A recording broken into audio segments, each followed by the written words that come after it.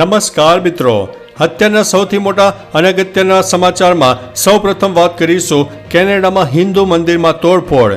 કેનેડાના એડમોન્ટનમાં હિન્દુ મંદિરમાં તોડફોડ કરીને મંદિરની દિવાલો ઉપર ભારત વિરોધી સૂત્રો લખાયા હોય તેવી ઘટના પ્રકાશમાં આવી છે.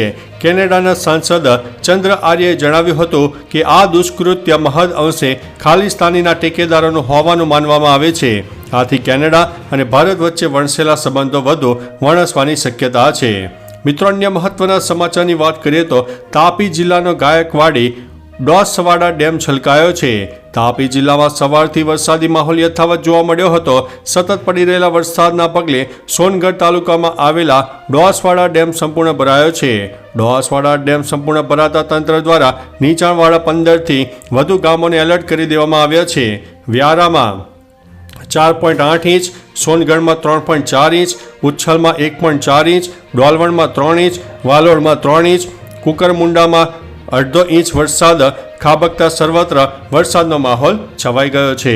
મિત્રો, અન્ય મહત્વના સમાચારની વાત કરીએ તો હવામાન વિભાગની મોટી આગાહી, આ રાજ્યમાં મેઘો મચાવશે તાંડવ. હવામાન વિભાગ દ્વારા આગામી 7 દિવસ ભારે વરસાદની આગાહી વ્યક્ત કરવામાં આવી છે, જેમાં ઉત્તરાખંડ, ગુજરાત, હિમાચલ પ્રદેશ સહિત ઘણા રાજ્યોમાં વરસાદની ચેતવણી જાહેર કરવામાં આવી છે. ભારતીય હવામાન વિભાગે આગાહી કરી છે કે આગામી 2 દિવસમાં દિલ્હીના હવામાનમાં મોટો ફેરફાર થશે. છત્તીસગઢમાં ઓછા દબાણના વિસ્તારને કારણે ઘણા રાજ્યોમાં હવામાનમાં ફેરફાર જોવા મળી શકે છે. મિત્રો, અન્ય મહત્વના સમાચારની વાત કરીએ તો કીમ નદીની સપાટીમાં સતત વધારો થયો છે. તંત્ર એલર્ટ પણ થઈ ગયું છે. સુરતમાં વરસી રહેલા અતિભારે વરસાદે વિનાશ વેર્યો છે. ઠેર ઠેર જળબંબાકારની સ્થિતિ જોવા મળી રહી છે.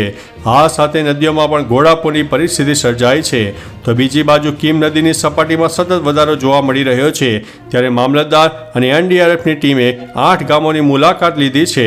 લોકોને સાવધાની રાખવા માટે પણ સલાહ આપવામાં આવી છે અને જરૂર પડે તો સ્થળાંતર કરવાની સૂચના પણ આપી દેવામાં આવી છે. મિત્રો, અન્ય મહત્વના સમાચારની વાત કરીએ તો આ કારણથી સુરત પાણીમાં ગરકાવ થઈ ગયું છે. સુરતમાં વરસી રહેલા ભારે વરસાદને કારણે શહેરનો નકશો બદલી નાખ્યો છે. જ્યાં જુઓ ત્યાં પાણી જ પાણી જોવા મળી રહ્યું છે. લોકોના ઘરોમાં પણ પાણી ફરી વળતા ભારે હાલાકીનો સામનો કરવો પડી રહ્યો છે. આ 5 કારણથી સુરત શહેર પાણીમાં ગરકાવ થયું છે, જેમાં ભૌગોલિક પરિસ્થિતિનું બીજું કારણ તાપીનું જળસ્તર, ત્રીજું કારણ શહેરમાં ધોધમાર વરસાદ, ચોથું કારણ ઉપરવાસમાં વરસાદ અને 5મું કારણ દરિયામાં હાઈ ટાઈડ આવી છે. મિત્રો, અન્ય મહત્વના સમાચારની વાત કરીએ તો મુક્તેશ્વર તળાવ ઓવરફ્લો, ખેતરોમાં પણ પાણી ફરી વળ્યા છે. દ્વારકામાં મુક્તેશ્વર તળાવ ઓવરફ્લો થતાં ખેતરોમાં જવાના માર્ગો પર પાણી ફરી વળ્યા છે. પાણીના પૂર રસ્તા ઉપર વહી રહ્યા છે. ભારે વરસાદથી સીમ વિસ્તારના લોકોને અવરજવરમાં હાલાકી પડી રહી છે. ઉલ્લેખનીય છે કે દ્વારકામાં છેલ્લા 1 અઠવાડિયાથી વરસાદે માજા મૂકી છે. દ્વારકા જિલ્લામાં જળ હોનારત જેવી પરિસ્થિતિ જોવા મળી રહી છે, જેમાં ખંભાળિયામાં જર્જરિત મકાન પડતા 3 લોકોના મૃત્યુ પણ થઈ ગયા છે. મિત્રો, અન્ય મહત્વના સમાચારની વાત કરીએ તો બાંગ્લાદેશમાં 174ના મોત, દેખો ત્યાં ઠારનો ઓર્ડર આપવામાં આવ્યો છે. બાંગ્લાદેશ હિંસાની આગમાં સળગી રહ્યું છે. અત્યાર સુધીમાં 174 લોકોના મોત થઈ ચૂક્યા છે. સ્થિતિને કાબૂમાં લેવા માટે પોલીસ અને સરકાર સઘન પ્રયાસો કરી રહી છે, પરંતુ કાબૂમાં આવી રહ્યું નથી. પરિસ્થિતિને નિયંત્રિત કરવા માટે હસીનાની સરકારે દેખાવકારો અને બદમાશોને જોતા જ ગોળી મારવાનો આદેશ આપ્યો છે. સરકારી નોકરીઓમાં અનામત ખતમ કરવાની માગ સાથે વિદ્યાર્થીઓ હિંસક વિરોધ પણ કરી રહ્યા છે. મિત્રો, અન્ય મહત્વના સમાચારની વાત કરીએ તો સાવધાન, સુરત બાદ હવે અમદાવાદમાં પણ મેઘરાજાનું રૌદ્ર સ્વરૂપ જોવા મળ્યું હતું. સૌરાષ્ટ્રને અનેક વિસ્તારો ઉપરાંત અમદાવાદમાં મેઘરાજાનું રૌદ્ર સ્વરૂપ જોવા મળ્યું છે. અમદાવાદ શહેરમાં રાતથી જ વરસાદી માહોલ છવાઈ ગયો હતો. વહેલી સવારે પણ વરસાદી ઝાપટા પડ્યા હતા.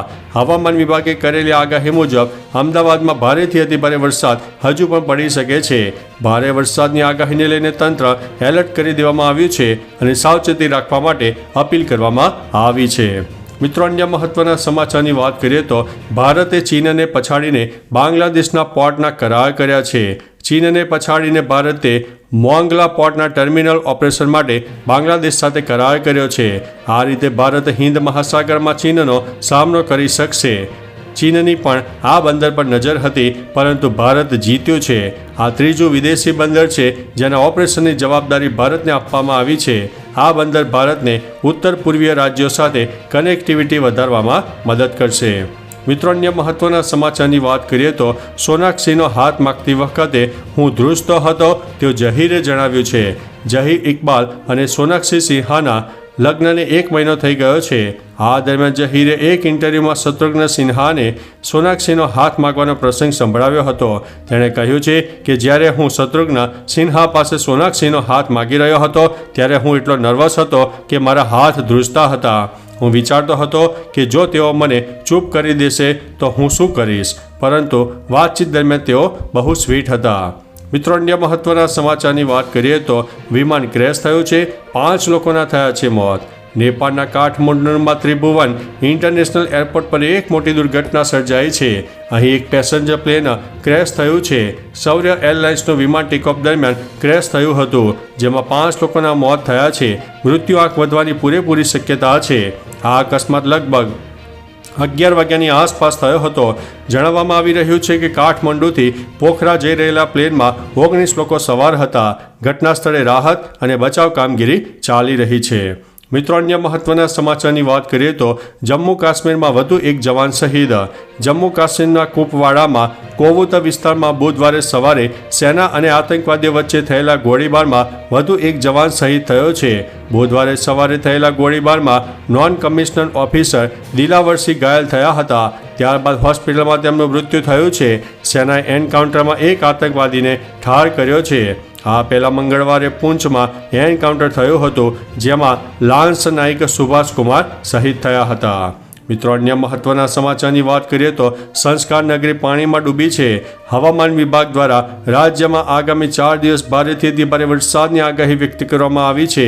ત્યારે સૌરાષ્ટ્ર અને સુરત બાદ હવે વડોદરામાં મેઘરાજાની ધમાકેદાર બેટિંગ જોવા મળી હતી. ભારે વરસાદના પગલે વડોદરા શહેર પાણીમાં ડૂબ્યું હોય તેવા દ્રશ્યો સામે આવ્યા છે.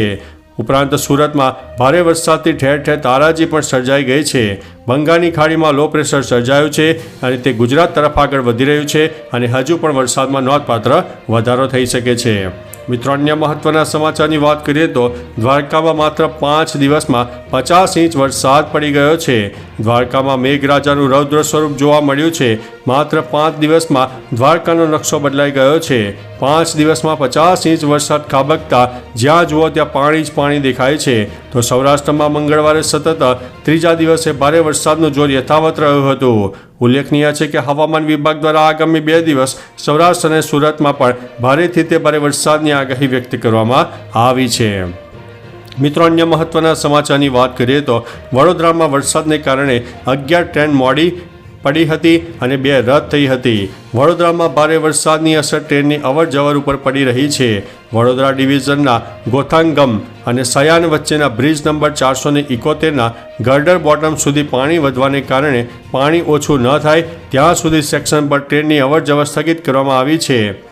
0982 ભરૂચ સુરત મેમુ રદ કરવામાં આવી છે. 0980 વડોદરા ભરૂચ મેમુને પાલેજ ખાતે ટૂંકાવી દેવામાં આવી હતી. મિત્રો, અન્ય મહત્વના સમાચારની વાત કરીએ તો 1000 કરોડના સાયબર ફ્રોડનો પર્દાફાશ કરવામાં આવ્યો છે. CIDએ 1000 કરોડના સાયબર ફ્રોડનો પર્દાફાશ કર્યો છે. આ ગેંગ કથિત રીતે હજારો કરોડ રૂપિયાના અનેક કૌભાંડોમાં સંડોવાયેલી છે. સોશિયલ મીડિયા પ્લેટફોર્મ દ્વારા લોકો પાસે પૈસાની છેતરપિંડી કરી હતી. આ ગેંગના 2 માસ્ટર માઇન્ડ પશ્ચિમ બંગાળ દ્વારા CID દ્વારા દિલ્હી અને હરિયાણામાંથી ઝડપી પાડવામાં આવ્યા છે. મંગળવારે કોર્ટમાં રજૂ કરાયા બાદ બંનેને 12 દિવસ માટે CID કસ્ટડીમાં મોકલી દેવામાં આવ્યા છે. મિત્રો, અન્ય મહત્વના સમાચારની વાત કરીએ તો બોરસદમાં ફક્ત 4 કલાકમાં 13 ઇંચ વરસાદ ખાબકી ગયો છે. જી હા દોસ્તો, રાજ્યમાં મેઘરાજા મન મૂકીને વરસી રહ્યા છે. સૌરાષ્ટ્ર, સુરત અને વડોદરા બાદ હવે આણંદ જિલ્લાના બોરસદમાં સટાસટી વરસાદે બોલાવી છે. માત્ર 4 કલાકમાં 13 ઇંચ વરસાદ ખાબકતા રસ્તાઓ બેટમાં ફેરવાયા હતા અને મકાનોમાં પાણી ફરી વળ્યા છે.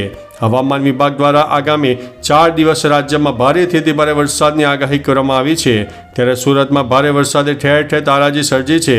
લોકોના ઘરોમાં પણ પાણી ફરી વળ્યા છે. તો ચાલો મિત્રો, ફરીથી દેશ અને દુનિયાના સુપરફાસ્ટ સમાચાર લઈને મળતા રહીશું. ત્યાં સુધી અમને રજા આપશો. નમસ્તે.